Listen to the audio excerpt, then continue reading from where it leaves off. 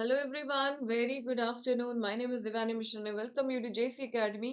JC Academy में सभी का स्वागत है। तो आज है प्रैक्टिस सेशन है हमारा पार्ट 4। ठीक है, तो प्रैक्टिस सीरीज जैसा कि आप जानते हैं इस पर्टिकुलर वीक में हमने प्रैक्टिस किए हैं मैनेजमेंट के क्वेश्चंस को यहाँ पे। So yes, these questions are really important. आपकी प्रिपरेशन के लिए क्वेश्चंस बहुत ज़्यादा हेल्पफुल रहेंगे। तो चलिए क्लास को स्टार्ट करते हैं यहाँ पे। So practice series part 4। तो क्लास को स्टार्ट करने से पहले मैं बताना चाहती हूँ regarding the UGC NET complete foundation course for paper 1 and paper 2। So JC academy आपको ऑफर कर रहा है दोनों ही पेपर्स एक साथ एक कॉम्बिनेशन में यहाँ पे। If you want exclusively paper 1 that is available, paper 2 चाहते हैं वो भी अवेलेबल है, और अगर आप कॉम्बिनेशन चाहते हैं तो वो भी आपको यहाँ पर मिलने वाला है जेसी एकेडमी में। सो विद मल्टीपल वैलिडिटी, तो चाहे आप 1 मंथ के लिए लेंगे कॉम्बो पैक या फिर आप 3 मंथ 6 मंथ या फिर एक ईयर के लिए, तो ये आपके ऊपर डिपेंड करता है, आपकी प्रिपरेशंस की नीड के अकॉर्डिंग ये डिजाइंड है। देन रिकॉर्डेड बाइलिंगुअल क्लासेस आपको मिलेगी यहाँ पे, mock test and class notes available है, मेंटरिंग सपोर्ट आपको दिया जाएगा। तो नंबर आपकी स्क्रीन पे है, इस नंबर पे कनेक्ट कीजिए और जुड़ जाइए हमारे जेसी एकेडमी। साथ में we are offering you the updated mock test. अगर आप लोग टारगेट कर रहे हैं अपकमिंग December 25 अटेम्प्ट को, तो ये बेस्ट है आपके लिए, बिकॉज आपको मॉक टेस्ट देना है और प्रिपरेशन के लिए जेआरएफ अगर चाहते हैं तो बिना मॉक टेस्ट के इट इज नॉट पॉसिबल। तो है you are getting topic and unit wise mocks, full length mocks आपको यहाँ पे मिलेगा 3 आवर्स का। तो कॉन्टिन्यूस आप 3 आवर्स के लिए यहाँ पे मॉक टेस्ट देंगे, जिससे कि आपकी माइंड की भी एक्सरसाइज होती रहेगी एंड एग्जाम में आपके लिए बहुत ज्यादा हेल्पफुल रहेंगे ये सारे mock test. Previous year papers भी यहाँ पे अवेलेबल है, एंड सबसे इंपॉर्टेंट बात है कि जो रीसेंट ईयर्स है उनके भी पीवाईक्यूज इंक्लूडेड रहेंगे उसमें। ठीक है, so recent PYQs are included in the updated mock test, right? So this is a number, you can connect on this number and you can enroll for this particular mock test series. साथ में if you want the complete foundation course in bilingual and English language, this is particularly paper 2। ठीक है, management है, ये paper 2 है। So you will get live recorded lectures, PYQs, mock tests available, study material, doubt sessions, etc. तो यहाँ पे multiple validity है। जैसा कि आपको बताया, if you want this particular course for 1 month, 3 months, 6 months or up to 1 year, it is up to you। आप यहाँ पे अवेल कर सकते हैं, परचेज कर सकते हैं इस पर्टिकुलर आपके कंप्लीट फाउंडेशन कोर्स को। सो नंबर आपकी स्क्रीन पे है, इस नंबर पे कनेक्ट कीजिए और जुड़ जाइए हमारे बैच में, right? But if you want the recorded batch, अगर आप रिकॉर्डेड बैच चाहते हैं बाइलिंगुअल में, तो 3 मंथ्स की वैलिडिटी के साथ दिस इज अवेलेबल, जहाँ पे आपको 10 यूनिट्स, ऑल 10 यूनिट्स को आपको यहाँ पे एक्सप्लेनेशन आपको मिल जाएगा, रिकॉर्डेड लेक्चर्स आपको यहाँ पे मिल जाएंगे, टेस्ट सीरीज अवेलेबल है दोनों ही पेपर्स का एंड स्टडी नोट्स अवेलेबल है। सो नंबर आपकी स्क्रीन पे है, कनेक्ट कर सकते हैं और जुड़ सकते हैं हमारे इस पर्टिकुलर रिकॉर्डेड बैच में। साथ में recorded batch in English is also available and validity will be for 3 months. So you will get recorded lectures. Test series are available for both papers, paper 1 and 2, and you will get the notes here. Okay, so number is here in your screen, so you can connect on this number and you can enroll in our recorded batch. साथ में if you want paper 1, so complete foundation course is available for paper 1 also, like paper 2 में तो था ही आपका, paper 1 में भी there is a complete foundation course with multiple validity, recorded lectures are available, mock test, PYP, study material are available आज के लिए ही। ठीक है, आज तक का ही समय है आपके पास। अगर आप आज एनरोल करते हैं इस पेपर 1 कोर्स में, फाउंडेशन कोर्स में, तो आपको ये मिलेगा डिस्काउंटेड प्राइसेस में। यहाँ पे जो नंबर आपकी स्क्रीन पे है, you can connect on this number and you can enroll in the foundation course of paper 1। तो जेसी एकेडमी वन स्टॉप सोल्यूशन है यहाँ पे, पेपर 1 पेपर 2 दोनों ही आपको मिल रहा है। एक्सक्लूसिव पेपर 1 भी मिलेगा, पेपर 2 अगर आप अलग से लेना चाहते हैं वो भी मिलेगा, टेस्ट सीरीज लेना चाहते हैं वो भी मिलेगा आपको, या फिर कॉम्बिनेशन में चाहते हैं तो वो भी आपको यहाँ पर मिल जाएगा। सो JC academy one stop solution. चलिए तो स्टार्ट करते हैं यहाँ पे होमवर्क क्वेश्चन से। सो yesterday I gave you one homework question. ये होमवर्क क्वेश्चन कल मैंने आपको दिया था यहाँ पे। आई होप आप लोगों ने सॉल्व किया होगा इसको और इसका आंसर मुझे बताएंगे। अगर मैं बात करती हूँ यहाँ पे behaviourally anchored rating scales that is bars combines elements of what, बताइए, या फिर बार्स किन दो चीजों से मिलके बना है? It's graphic rating and critical incident method और ऐसे and ranking methods, checklist and force choice methods, MBO and peer appraisal. So you have to tell that bars किससे बना है। ठीक है, if you talk about bars, that is behaviorally anchored rating scale. So just look at the full form here, behaviorally anchored rating scale. So यहीं से ये समझ में आएगा जब हम behaviors की बात करते हैं। So we have a method that is critical incident method rating scales, graphic rating. So answer is option A. So in short, BART is what is a combination, is a blend of two different methods, two traditional methods, that is a graphic rating and the critical incident method. ठीक है, और BAR itself is a modern method of performance appraisal. तो ये performance appraisal का एक तरीका होता है BARS, ठीक है, जिसको हम कहते हैं behaviorally anchored rating scales, जहाँ पे दो मेथड से मिलके BARS बना है, graphic rating and critical incident method. So I hope this is all clear. So answer है आपका ऑप्शन ए. तो चलिए स्टार्ट करते हैं आज की क्लास को. यहाँ पे important MCQs of management part 4. तो ये प्रैक्टिस सीरीज का 4th सेशन है आज हमारा. चलिए, so question number 1 is here. It says when aggregate demand exceeds the aggregate supply, it leads to what? So you have to read the questions very carefully. कोई ध्यान से आपको question को पढ़ने, एक एक वर्ड को आपको समझना है, then only you have to tell the answers. ठीक है, तो बताएंगे. Aggregate demand, aggregate means over. when demand is more, exceeds meaning when it's more, it is greater than the overall supply. Who is supplying? Producers. The sellers are supplying. ठीक है, वो producers हैं, वो market में चीजें available करा रहे हैं. And who is demanding? The customers, the buyers. ठीक है, तो इनकी बायस अगर आप कहते हैं कि when aggregate demand is more than the aggregate supply, it leads to what? Deflation, inflation, stagflation or disinflation. बताइए, what is the right answer? सोचिए क्या होगा जब डिमांड ज्यादा है then supply. It means supply is limited, supply is constant. ठीक है, जब सप्लाई कांस्टेंट है और डिमांड ज्यादा हो जाएगी, इट मींस चीजें कम हो जाएंगी मार्केट में, है ना. इन कंपैरिजन टू डिमांड, जो चीजें सप्लाई हुई हैं, जो प्रोड्यूस हुई हैं, दैट इज लिमिटेड. तो क्या होगा? Increase in prices. So this leads to inflation. ठीक है, अगर हम इसको ग्राफ के टर्म्स में देखते हैं, सो this is the aggregate supply, this is the aggregate demand. So this is your equilibrium price. Now demand is as it is and sorry, supply is as it is and demand is increasing. जब demand increase होगी, there is a rightward shift in the demand curve. Now just look at the new intersection point here. So this is P1. So obviously you can say P1 is greater than P equilibrium. So this leads what? Inflation. Inflation meaning general rise in price level is inflation.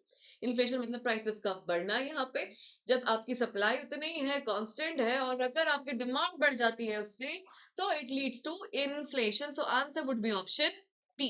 B is the right answer. ठीक है, अभी बाकी के terms का थोड़ी देर में discuss करेंगे because we have some other questions for you. ठीक है, चलिए. So second question is here, that is Phillips curve shows the relationship between what. This is question number 1 part b. Related to the Phillips curve, it shows the relationship between inflation and unemployment, savings and investment, outputs and prices, income and consumption. So what will be the right answer? Phillips curve किसके बीच का relationship show करता है? सोचिए.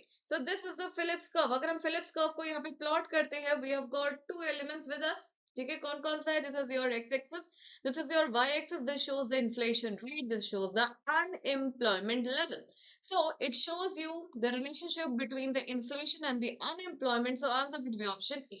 ठीक है, तो answer क्या हो जाएगा? ऑप्शन ए यहाँ पे हो जाएगा. बिकॉज ऐसा कहा जाता है, ठीक है, व्हेन देयर इज एम्प्लॉयमेंट. ठीक है, मान लीजिए देयर इज एम्प्लॉयमेंट. जब एम्प्लॉयमेंट है, so we have money in our hands. जब मनी है हमारे पास, देन व्हाट इज हैपनिंग? तो यहाँ पे हमारी डिमांड बढ़ जाएगी, है ना. जब पैसा आएगा, so we'll be demanding more. So when we have money with us, so demand is going up. और जब डिमांड बढ़ती है, then supply. We just saw the previous question. जब demand is more than the aggregate supply, it leads to inflation. है ना, तो inflation होगा यहाँ पे, right? So there is a direct relationship between the inflation rate and the employment level. ठीक है, अगर पैसा होगा, ठीक है, when we have more money with us, obviously we'll be demanding more. और जब डिमांड ज्यादा होती है, that is a demand pull inflation. ठीक है, तो इन्फ्लेशन हो गई होगा यहाँ पे, राइट. अब यहाँ पे अगर फिलिप्स कर्व की बात करें, so it shows the indirect. ठीक है, ये कैसे रिलेशनशिप है इनके बीच में? that is indirect relation is there, right? there is a indirect relation between the inflation rate and the unemployment. ठीक है, यहाँ पे there is a direct relation. Employment बढ़ता है तो डिमांड बढ़ती है, इन्फ्लेशन बढ़ता है. और जब इन्फ्लेशन है तो अनएम्प्लॉयमेंट, बेरोजगारी कम हो जाएगी, क्योंकि रोजगार बढ़ रहा है तो बेरोजगारी तो कम हो जाएगी. So there is a indirect inverse relation between the inflation and the unemployment part. ठीक है, I hope this part is clear to all. समझ में आया सभी को ये पार्ट? ठीक है। सो फिलिप्स कर्व में कैसा रिलेशन होता है? It shows the indirect relation between the inflation and the unemployment level, ठीक है। और अगर क्वेश्चन कभी बन जाता है, there is a relationship in the Phillips curve that's direct between the inflation rate and the employment part, तो yes, इनके बीच में डायरेक्ट रिलेशन होता है, ठीक है। किसके बीच में? इन्फ्लेशन और एम्प्लॉयमेंट के बीच में। और इन्फ्लेशन और अनएम्प्लॉयमेंट के बीच में इनडायरेक्ट रिलेशनशिप होता है यहाँ पे, जो कि हमें एक्चुअल में फिलिप्स कर्व में देखने को मिलता है, ठीक है। चलिए, so the question, so the answer is option A. Moving ahead to the next question, question number 1, part C. The situation where the unemployment and the inflation coexist is said to be what? जहाँ पे unemployment भी है, inflation भी है। अब एक ऐसा scenario, ऐसी सर्कमस्टेंस है हमारे पास सामने, इस सिचुएशन है when there is unemployment and the inflation. Inflation meaning prices बहुत बढ़ रहे हैं, ठीक है, generalise in price level is inflation. और अनएम्प्लॉयमेंट, बेरोजगारी भी है, महंगाई भी है। तो ये क्या है? Is it hyper inflation, is it Stag inflation, is it deflation, और इज इट डिस इन्फ्लेशन? बताइए, what is the right answer? बताएंगे क्या है इसका सही आंसर यहाँ पर? What is the right answer? The situation where the unemployment and the inflation coexist. It means दोनों चीजें साथ में हो रही है। कौन कौन सी चीजें? अनएम्प्लॉयमेंट भी है और इन्फ्लेशन भी है यहाँ पर। तो बताइए, is it hyper inflation, is it stagflation, deflation, और डिस इन्फ्लेशन? ठीक है, तो क्या हो जाएगा यहाँ पे? ठीक है, तो it is what? The answer is option B, that is stagflation, जिसको हम कहते हैं inflationary recession. The other name given to stagflation is inflationary recession, guys, and this was the PYQ. Statement based question पूछा गया था कि stagflation को inflationary recession भी कहते, तो हाँ भाई सही है। Inflation meaning prices बढ़ रही हैं, ठीक है, और रिसेशन भी है। इट मीन्स जो इकोनॉमिक एक्टिविटीज है वो रिड्यूस हो रही है। जब इकोनॉमिक एक्टिविटीज, जब प्रोडक्शन रिड्यूस हो जाएगा, इट लीड्स टू अनएम्प्लॉयमेंट। जब पहले आप बहुत ज्यादा प्रोडक्शन कर रहे थे, when you are producing more, so you required more people, you required more labour. Now you are producing less, so for less production you require less labour. तो जब लेस लेबर की रिक्वायरमेंट है तो क्या हो जाएगा? बाकी लेबर्स अनएम्प्लॉयड हो जाएंगे, राइट। तो इसको हम कहते हैं इन्फ्लेशनरी रिसेशन। तो इन्फ्लेशनरी रिसेशन जिसको स्टैगफ्लेशन कहते हैं, there is high inflation rate, there is what? आपका अनएम्प्लॉयमेंट है क्योंकि इकोनॉमिक एक्टिविटीज रिड्यूस हो गई है, ठीक है। तो answer is option hyper inflation, when inflation rate is more than 1000%, ठीक है। जब 1000% से ज्यादा इन्फ्लेशन रेट आ गया तो क्या हो जाएगा? That is said to be the hyper inflation, clear. एक टर्म है डिफ्लेशन। अभी हम इन्फ्लेशन की बात कर रहे थे, general rise in price level is inflation. The opposite to that of inflation is deflation, है ना। इन्फ्लेशन डिफ्लेशन, इन्फ्लेशन प्राइस बढ़ रही है, जब प्राइसेस घटती चली जाएंगी, बहुत घट जाएंगी, तो that is said to be deflation, ठीक है। एक होता है डिसइन्फ्लेशन। डिसइन्फ्लेशन क्या है यहाँ पे? डिसइन्फ्लेशन में आपका इन्फ्लेशन है बट कम रेट का है। फॉर एग्जाम्पल, ठीक है, so I am just plotting a curve for you, ठीक है, so that things will be clear, right. So this is your 5%, ठीक है, 5 से we are going to 3%, then to -2%, then to 4%, and then to 6%, ठीक है। For example ये inflation rates आपको mention किए गए, ठीक है। Now we are moving from A to B, ठीक है, we are heading from A to B. Now यहाँ पे inflation is 5%, here inflation is 3%। Inflation तो है ना, 3% का ही है, compare to this part it is less. So this is said to be what? Disinflation. ये disinflation है। जब आपका इन्फ्लेशन तो है बट पॉजिटिव है और कम रेट का है, that is disinflation. When the percentage falls from positive to negative, it is what? Positive 3% है, -2% हो गया, इसको हम कहते हैं डिफ्लेशन, जो कि इन्फ्लेशन का ऑपोजिट होता है, ठीक है। अब आपका परसेंटेज बढ़ रहा है from -2 to +4, this is what? This is reflation, ये रिफ्लेशन है। और जब आपका परसेंटेज 4 टू 6% जा रहा है, दिस इज इन्फ्लेशन। समझ आ गया? सो इसी कर्व में आपको बहुत सारे आपको डिफरेंट डिफरेंट टर्म्स देखने को मिल जाएंगे और कॉन्सेप्ट क्लैरिटी भी आ जाती है यहाँ पे, ठीक है। So this is what, so we discuss about disinflation. Disinflation में इन्फ्लेशन रेट तो है बट रेट कम हो गया है, बट पॉजिटिव है, स्टिल इट इज पॉजिटिव, ठीक है।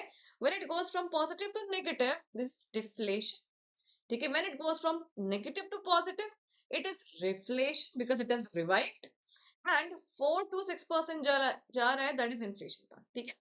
चलिए, so moving ahead to the next question now.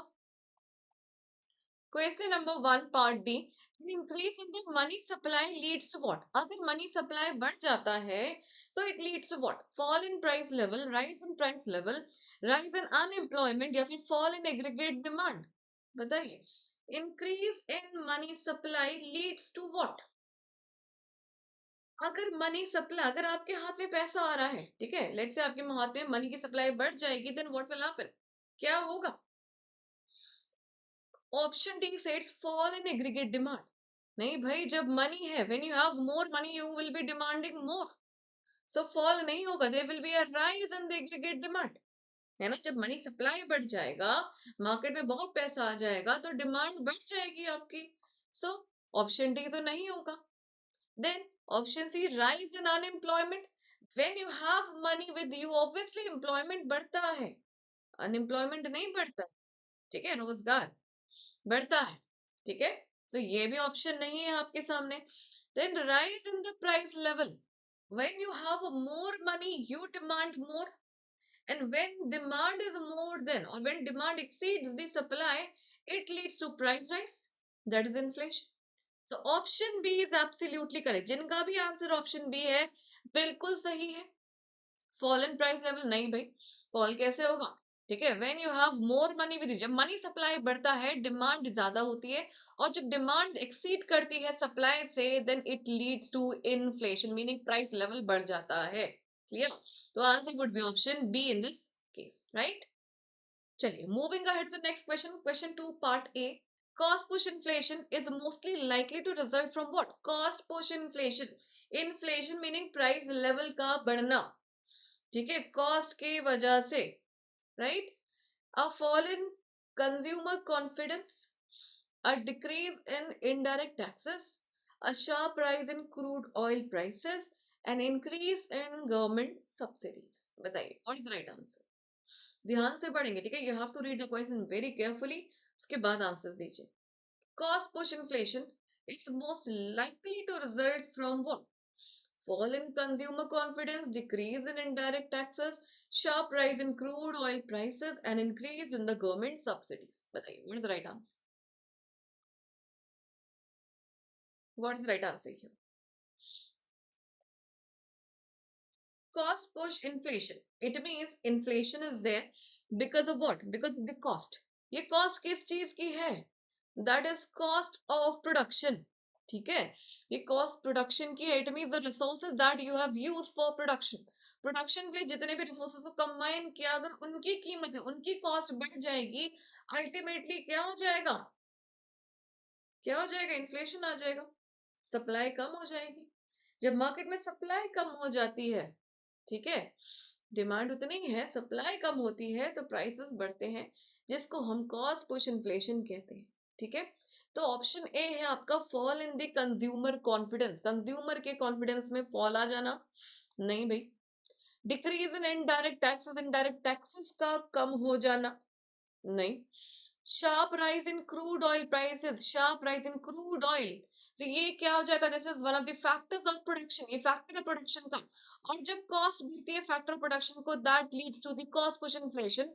So answer would be option C, ठीक है। Last increase in the government subsidies, no, ठीक है। बाकी ऑप्शंस क्या कहते हैं? बाकी ऑप्शंस कहते हैं कि भाई मार्केट में पैसा ज्यादा, ठीक है, तो उससे क्या हो जाएगा? आपकी डिमांड बढ़ जाती है। यहाँ पे हम बात कर रहे हैं कि इसकी डिमांड पुल इन्फ्लेशन की बात नहीं कर रहे हैं, we are talking about the cost push inflation, जहाँ पे फैक्टर्स ऑफ प्रोडक्शन इन्वॉल्व हैं। तो जहाँ पे जिन चीजों से मिलके प्रोड्यूस हो रहा है प्रोडक्ट, उनकी अगर कीमतें बढ़ जाएंगी, लेट से labour is demanding more wages, raw material बहुत कॉस्टली हो गए हैं, तो अल्टीमेटली प्रोडक्ट की कॉस्ट भी बढ़ेगी। जब प्रोडक्ट की कॉस्ट बढ़ेगी, तो ओवरऑल प्राइस, जिस प्राइस में मार्केट में आ रहा है, मार्केट प्राइस भी बढ़ जाएगी। Clear? That is the cost push inflation. Demand pull में क्या होता है? जब डिमांड ज्यादा होगी, डिमांड कब ज्यादा होगी? जब प्राइस ज्यादा होंगे, मानी सप्लाई बढ़ जाएगा, जब आपके क्या हो जाएगा? जो इनडायरेक्ट टैक्सेस जो आप पे कर रहे हैं वो रिड्यूस हो जाएंगे, तो आपकी डिमांड बढ़ जाएगी, ठीक है। या फिर गवर्नमेंट सब्सिडीज आपको देने लगेगी, छूट देने लगेगी आपको, तो आपकी मार्केट में क्या हो जाएगा, मनी सप्लाई बढ़ेगा और डिमांड बढ़ जाएगी। यहाँ पे क्लियर, समझ आ गया? तो यहाँ पे ऑप्शन है आपका। Next now, question number 2, part B. Which of the following would most likely reduce the demand pull inflation? ठीक है, इनमें से क्या डिमांड पुल इन्फ्लेशन को कम करेगा, रिड्यूस करेगा? ठीक है, increase in government spending, a cut in interest rates, N increase in taxes, या फिर एन इंक्रीज इन सब्सिडीज। इनमें से क्या आपको लगता है कि मनी सप्लाई को रोक लग रही है, कम हो रहा है मनी सप्लाई? अब जब मनी सप्लाई ही कम हो जाएगा तो डिमांड कम हो जाएगी, डिमांड कम हो जाएगी तो डिमांड पुल इन्फ्लेशन भी कम हो जाएगा, ये मतलब है। तो क्या होगा, what could be the reason here? Increase in government spending, government ज्यादा खर्चा करना शुरू कर दे, ज्यादा एक्सपेंसेस, तो क्या डिमांड पुल इन्फ्लेशन कम होगा?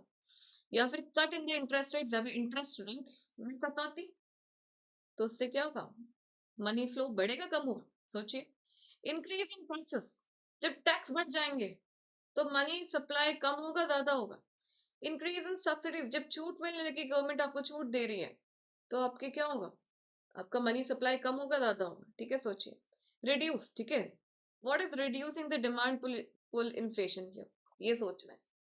तो ऑब्वियसली जब टैक्सेस बढ़ेंगे तो इट मीन्स डिस्पोजेबल इनकम कम हो जाएगी, जब इनकम कम होगी तो डिमांड भी कम होगी, डिमांड कम होगी तो इन्फ्लेशन भी कम हो जाएगा, ठीक है। So the right answer is option C, that is increase in the taxes. Clear? चलिए next question now, question number 3, part A. Which of the following is an example of on the job training? ठीक है, on the job training की यहाँ पे बात हो रही है, और एग्जाम्पल क्या हो जाएगा ऑन द जॉब ट्रेनिंग का? So basically on the job, off the job training part is really important, ये मेथड्स होते हैं ट्रेनिंग के, ठीक है। तो मान के चलिए कि ट्रेनिंग से क्वेश्चन पक्का आता है, 100% आता है हर एग्जाम में, ठीक है। तो what is an example of on the job training? Is it the case study method, vestibule training, coaching और रोल प्ले? सोचिए इनमें से कौन सा एग्जाम्पल है ऑन द जॉब। तो जब हम मेथड्स की बात करते हैं ट्रेनिंग की, method is divided to part, one is on the job, other is off the job. On the job meaning while doing job you are learning things, ठीक है। Learning while doing is on the job. Off the job मतलब काम से हटके, ठीक है, वहां पे आपको चीजें सिखाई जा रही है, that is off the job training. तो जब हम बात करते हैं केस स्टडी मेथड की, this is off the job method, ठीक है। Vestibule training again it is off the job method, ठीक है। Coaching is what, on the job. Role play again off the job, so it means answer would be option C, that is coaching. अब आप सोचेंगे coaching of the job होता है, नहीं भाई, coaching on the job होता है, coach, ठीक है। अगर आप स्पोर्ट्स की बात करें, जैसे कोच जो आपको गाइड करता है, ठीक है, आप खेल रहे हैं, राइट, और आपको वो गाइड कर रहा है, कॉन्टिन्यूस फीडबैक आपको दे रहे हैं, इंस्ट्रक्शंस आपको दे रहे हैं, ठीक है, और आप प्रैक्टिस कर रहे हो, this is what, this is coaching, ठीक है। So coaching is on the job training method, ठीक है। कोचिंग पे याद रखिएगा, कई लोग कंफ्यूज हो जाते हैं स्टूडेंट्स एग्जाम में कि coaching is off, no, coaching is on the job, coach से याद रखिएगा, ठीक है। तो answer is option C, rest of the methods are off the job training methods. Clear? Next now, question number 3, part B. The process of discovering and providing means to bridge the gap between the current and the desired performance is said to be what? The current status आपका, और कहाँ आप attain करना चाहते हैं, what exactly you want to attain in your life. So there is a gap. उस gap को bridge करना, उस gap को cover up करने के लिए what is required? Training need assessment, job analysis, performance appraisal, या फिर career planning. The process of discovering, identifying, and providing means to bridge the gap. It means you have to reduce the gap between your actual status, the current status, and the desired status. ठीक है, जो required है, जिसको आपको meet out करना है, और अभी एग्जैक्टली exactly आपका क्या स्टेटस है, उसके बीच में जो गैप है उसको कम करना है, मिनिमाइज करना है। क्या है वो तरीका? Is it training need assessment, job analysis, performance appraisal, या फिर करियर प्लानिंग? बताइए, what is right answer? Current and desired performance के बीच का गैप। अभी आपके जो स्टेटस है, क्या किया जाएगा कि आप डिजायर्ड तक पहुंच जाए? Career planning, to plan your career, क्या गोल आपको अटेन करना है, क्या करियर पाथ होगा, ये करियर प्लानिंग है। क्या यहाँ पे कुछ करियर की बात है? नहीं। Performance appraisal, appraising your performance, कैसा आपने परफॉर्म किया पास्ट में, उसको चेकआउट करना, उसको फीडबैक देना। क्या यहाँ पे इसकी बात है? सॉरी। या फिर analysing your job, studying your job, या फिर ट्रेनिंग नीड असेसमेंट, असेस करना, एग्जामिन करना नीड्स की, किसकी, ट्रेन करने के लिए, ठीक है, ट्रेनिंग क्या जरूरत है या फिर कहाँ पे आपको ट्रेनिंग की रिक्वायरमेंट है। ऑब्वियसली ये जो बात कह रहा है that is related to the training need assessment, जो गैप है बिटवीन योर करंट स्टेटस, अभी आप कहाँ पर है, क्या आपको अटेन करना है, उसके लिए ट्रेनिंग इज रिक्वायर्ड, तो उसको एग्जामिन किया जाएगा आपकी करंट परफॉर्मेंस को यहाँ पे, कि क्या चीज किया जाए, कहाँ पे क्या किस तरीके की ट्रेनिंग आपको दी जाए, सो दैट आपकी परफॉर्मेंस बेटर हो सके। Clear? So the answer is option A, that is training need assessment. Next question, question number 3, part C, it was the PYQ related to sensitivity training. The other name is what? T group training. Sensitivity को ही T group कहते हैं, ये question exam में आया हुआ था आपके। So it primarily aims at what? Technical skill development, cost reduction, improving interpersonal relationship and self-awareness, attaining key positions in the organization. Sensitivity training, T group training किस चीज के लिए? What is the aim for conducting the sensitivity training or the T group training? Is it technical skill development? Technical meaning technique related, machinery related कुछ softwares है, so that आपका जो performance है वो enhance हो सके, improve हो सके। Technical skill development, ठीक है, या फिर फॉर कॉस्ट रिडक्शन, या फिर इम्प्रूविंग द इंटरपर्सनल रिलेशन, आपस में रिलेशनशिप को किस तरीके से इम्प्रूव की जा सके, सेल्फ अवेयरनेस, अपने बारे में आप थोड़ा ज्यादा जान सके, ठीक है, इम्प्रूव कर सके अपने आप को, या फिर अटेनिंग की पोजीशंस, या फिर की पोजीशंस को अटेन करने के लिए वी यूज सेंसिटिविटी ट्रेनिंग। तो primarily aim of, you can say, the primary aim of the sensitivity training is what?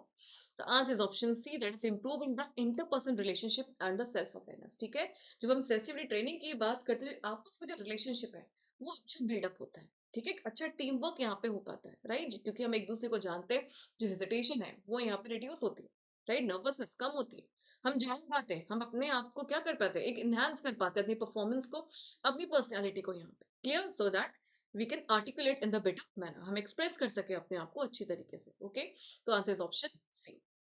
Next now question number 4, part A, Johari window. Johari window से many times we had question based on this Johari window, जो कि transaction analysis से जुड़ा हुआ है आपका, ठीक है। So Johari window was developed by whom? Kurt Lewin, Joseph Luft, Harrington इनगम, या फिर Douglas McGregor, Abraham Massey. What is right answer? Simple question, Johari window किसने डेवलप किया, बताइए। तो अगर आप इसका नेम देखेंगे जोहारी, सो ब्रेक करिए इसको दो पार्ट में, that is Joseph Luft and Harrington इंगम, ठीक है, तो हैरी इज दिस, जोसेफ जो, ठीक है, तो ऐसे भी याद रख सकते हो, answer is option B here, ठीक है, B is the right answer. Next, Johari window question, ठीक है, Johari window is primarily used to improve what? ये जोहारी विंडो किस चीज के लिए यूज होता है? Technical skills, self awareness, interpersonal relationship, financial management, या फिर मार्केटिंग स्ट्रेटजीज के लिए।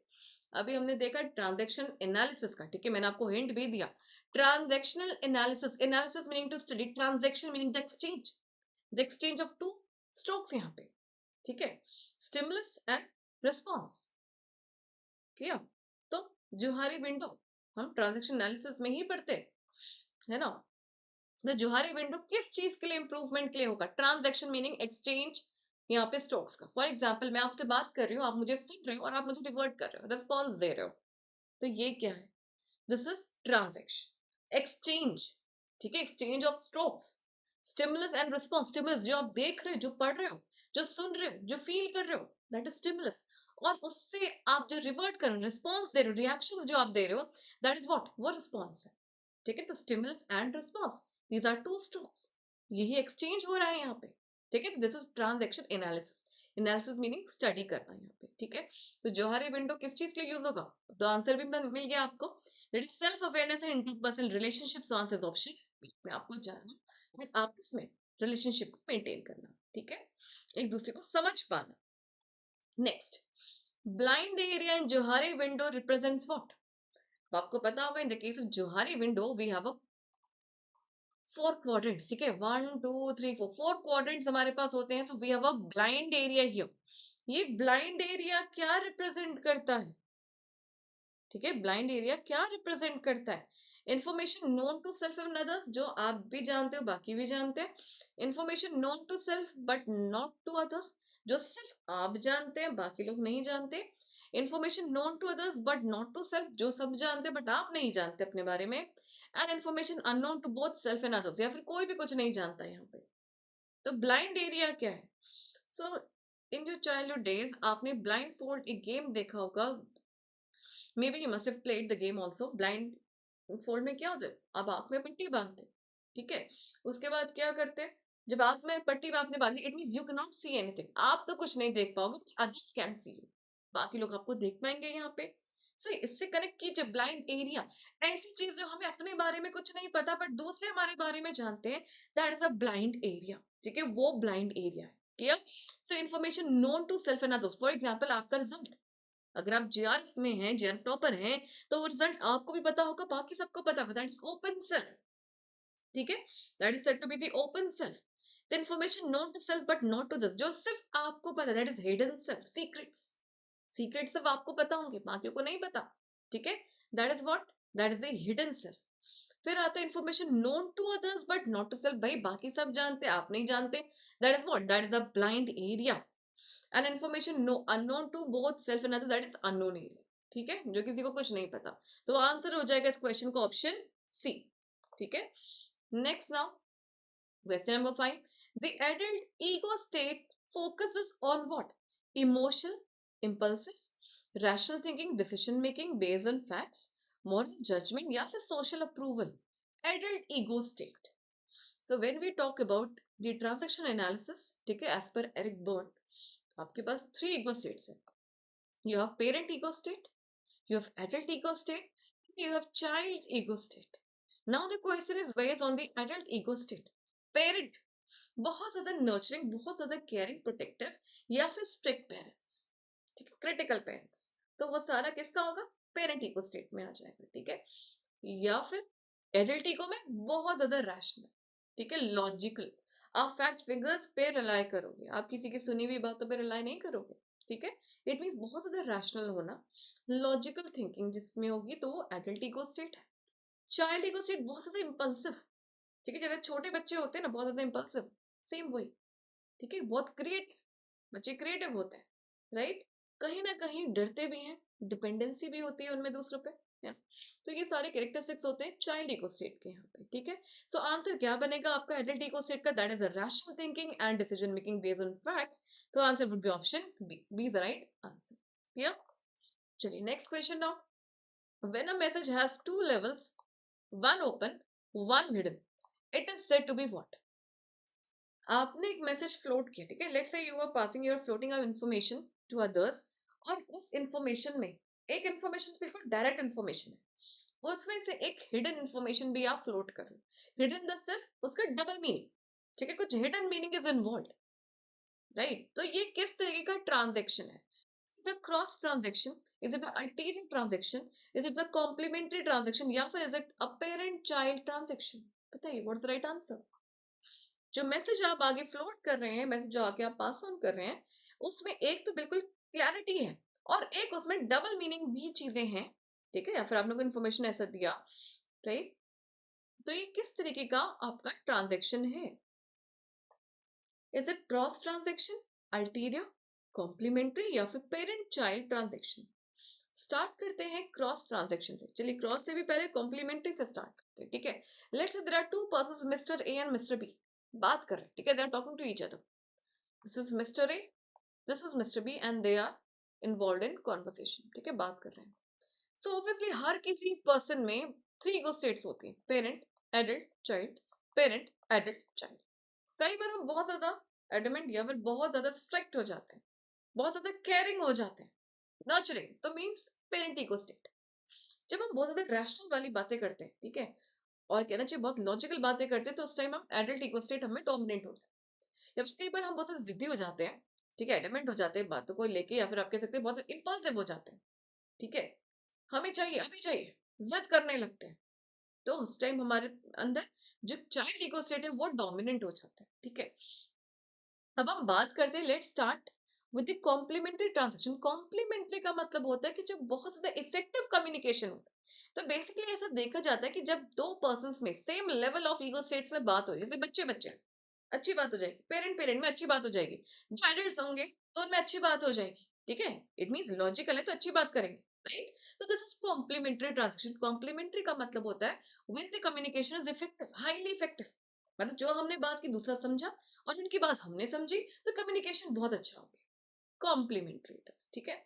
फिर आते हैं क्रॉस ट्रांजैक्शन, ठीक है। Maybe parent talking to child, ठीक है, या फिर child talking to parent, child talking to adult. तो कहीं ना कहीं this is what cross transaction, जब दो अलग अलग पर्सन डिफरेंट ईगो स्टेट से बात कर।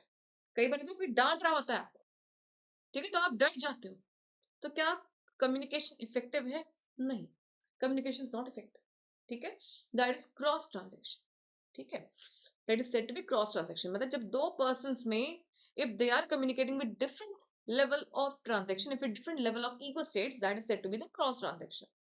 फिर आता है ulterior, when more than one level of ego state is involved, that is said to be ulterior transaction. It means आप यहाँ पे बात तो करें बट कुछ hidden meaning भी यहाँ पे involved होता है in the case of ulterior transaction. So the answer of the question is option, ठीक है। अब पेरेंट चाइल्ड ट्रांजेक्शन हो रहा है, पेरेंट है बहुत ज्यादा डांट रहे, चाइल्ड है बेचारा डर रहा है, ठीक है। तो क्या है, क्या कम्युनिकेशन इफेक्टिव है? No, it is not effective, ठीक है।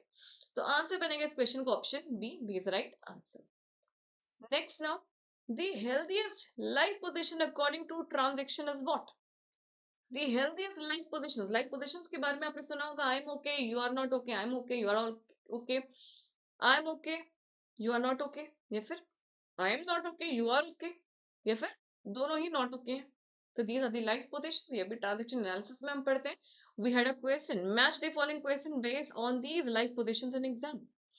अब इनमें से सबसे हेल्दी, सबसे परफेक्ट लाइफ पोजीशन कौन सा होगा? ठीक है, पढ़ते हैं इसको एक एक करके, समझ में आ जाए। I am okay, you are not okay. जब मैं कोई बात कहूंगी, मैं बोलूंगी नहीं भाई I am okay, you are not okay, it means I cannot trust you, मैं आप पे ट्रस्ट नहीं कर रही, मैं सिर्फ अपने आप पे ट्रस्ट कर रही हूँ। इट मीन्स बॉसिंग नेचर, मेरा बॉसिंग नेचर यहाँ पे शो होगा, मतलब मैं सिर्फ जो मैं बोलूं वो ही सही है, आप जो भी बोलेंगे वो गलत ही होगा। That is what a bossy nature. तो ये क्या होगा, आई एम ओके, भाई मैं ठीक हूँ, तुम गलत हो, ठीक। Second, I am not okay, you are okay, मतलब जो मैं बोल रही हूँ वो सब गलत है और आपने जो भी बोला वो सही। It means lack of confidence. कई बार एग्जाम में होता है क्या, हम चीटिंग कर रहे होते हैं, हमें अपने आप पे विश्वास नहीं होता, बट दूसरे के आंसर्स पे वी ट्रस्ट अ लॉट, चाहे हम ठीक ही क्यों ना हो। सो दिस शोज व्हाट, ये लैक ऑफ कॉन्फिडेंस। हम में जब कॉन्फिडेंस की कमी होती है तब ऐसा होता है। आई एम नॉट ओके, भाई मैं जो कर रही हूँ शायद गलत ही है, आप जो भी करेंगे वो सही है, ठीक है। It shows lack of confidence. Third, I am okay, you are okay, मैं भी ठीक हो रहा हूँ, दूसरों को भी मैं बोल रही हूँ you are also okay, it means acceptance show कर रही हूँ, ठीक है, कि मैं भी सही हूँ और आप भी सही है, राइट। तो this is the healthiest life position, ये हेल्दीएस्ट लाइफ पोजिशन है यहाँ पे। लास्ट में I am not okay, you are not okay, ना तो मैं अपने आप पे ट्रस्ट कर रही हूँ ना मैं आप पे ट्रस्ट कर रही हूँ। It means very depressing stage, very depressing stage, ठीक है, जहाँ पे कुछ भी नहीं समझ में आ रहा, किसी पे ट्रस्ट नहीं हो रहा है, ना खुद पे ट्रस्ट कर पा रहे हैं ना दूसरों पे ट्रस्ट कर पा रहे हैं। सो दैट इज व्हाट, ये भी आपकी अनहेल्दी लाइफ पोजिशन होता है। तो हेल्दीएस्ट क्या हो जाएगा, I am okay, you are okay, so answer would be option C, C is the right answer. Next now, the most effective leadership style according to Blake and Mountain is what? सबसे effective leadership style कौन सा है? 1:1 impoverished, 5:5 middle of the road, 9:9 teamwork, 9:1 task oriented. बताइए। So when we talk about the managerial grid theory, we have what? We have 5 different styles. ठीक है, 5 अलग अलग styles होंगे यहाँ पे, ठीक है। It starts with 1. For example, यहाँ से 1 से start हो रहा है till 9. So first क्या हो जाएगा, 1:1. Second is 9:1. This is 9:9. This is 1:9. This is 5:5. So we have got 5 different styles here in the case of Blake and Mountain managerial grid theory, जो कि मॉडल होता है लीडरशिप का, ठीक है। इम्पोवरिश्ड का मीनिंग होता है पुअर स्टाइल, यहाँ पे तो इफेक्टिव स्टाइल कह रहा है, तो answer is not correct. 5:5 middle of the road, most compromise style, 50% job attain, 50% relationship is maintained, तो क्या ये इफेक्टिव है? नहीं भाई, आधा अधूरा है। This is also not effective. 9:9, it means 100% task is done, 100% result oriented, and 100% you are focused on maintaining good relationship, you are concerned for your people, so this is the most effective desirable leadership style. So answer would be option C here. And the first one, 9:1, it means 100% task is attained, but what about the relationship? Poor relationship building, it means type 1 theory, जो कि classical theory सी, याद है आपको Taylor की theory, Henry fuel की theory, max weber, जो कि सिर्फ और सिर्फ प्रोडक्टिविटी पे फोकस करते थे, and they treated labours like machine, जहाँ पे मशीन्स की तरह ट्रीटमेंट मिलता था वहां पे, ठीक है, human factor was totally absent. Clear? That is task oriented case. So effective style क्या हो जाएगा? 9:9 लीड टीम मैनेजमेंट पार्ट, ठीक है, आंसर तो option C. Next, question number 9, part 1. If each observation of a series is increased by a constant, the standard deviation is what? For example, this is the series 1, 2, 3, 4, 5. ठीक है, एक constant के आपने through out series add किया, so what will be the value for standard deviation here? Increases by that constant. It means जो old sigma है plus के value हो जाएगी, या फिर डिक्रीज हो जाएगा ये, या फिर इट रिमेन्स अनचेंज्ड, जो ओल्ड था वही रहेगा, या फिर इट बिकम जीरो। बताइए what is the right answer? When a constant develop through out this series, so in the case of standard deviation, what will be the new value? नई value क्या रहेगी यहाँ पे? So we are aware of the property that the question is based on the property of standard deviation, that it is independent of origin. Origin meaning whether you are adding or subtracting any constant throughout the series, the answer remains unchanged, unaltered. ठीक है, तो क्या हो जाएगा answer यहाँ पे? remains unchanged. Answer would be option C. ठीक है, C would be the answer. अगर यहाँ पे स्टैंडर्ड डेविएशन की जगह मीन लिखा होता सिंपली, ठीक है, या फिर आप कह सकते हैं यहाँ पे अरिथमेटिक मीन लिखा होता, तो आंसर क्या हो जाता आपका? तब आंसर आपका क्या होता? जो एक्स बार ओल्ड है प्लस जो वैल्यू आपने ऐड की थ्रू आउट सीरीज, तो ये आपका न्यू मीन हो जाता। This would be a new mean, because mean क्या होता है? Dependent on origin, while standard deviation variance, they are independent of origin। ठीक है, इंडिपेंडेंस मतलब कोई फर्क नहीं पड़ता, चाहे आप ऐड करो सब्ट्रैक्ट करो, आंसर जो पुराना था वही रहेगा। ठीक है, next question, if each observation of this series is multiplied by constant k, the new standard deviation will be what? नया standard deviation क्या हो जाएगा? अब ये सीरीज आपकी 1, 2, 3, 4, 5 and you are multiplying with a constant, आपने कांस्टेंट से पूरी सीरीज को मल्टीप्लाई कर लिया, so what will be the value for new standard deviation?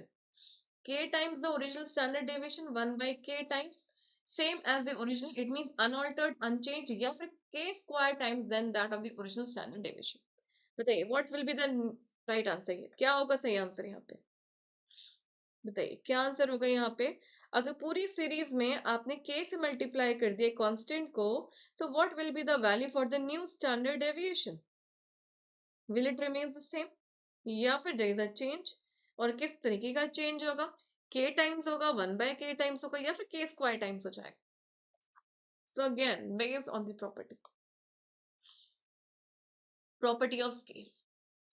So we know that standard deviation is dependent on the scale. If we are multiplying or dividing any number throughout the series, answer will be changed. Standard deviation का value change हो जाएगा.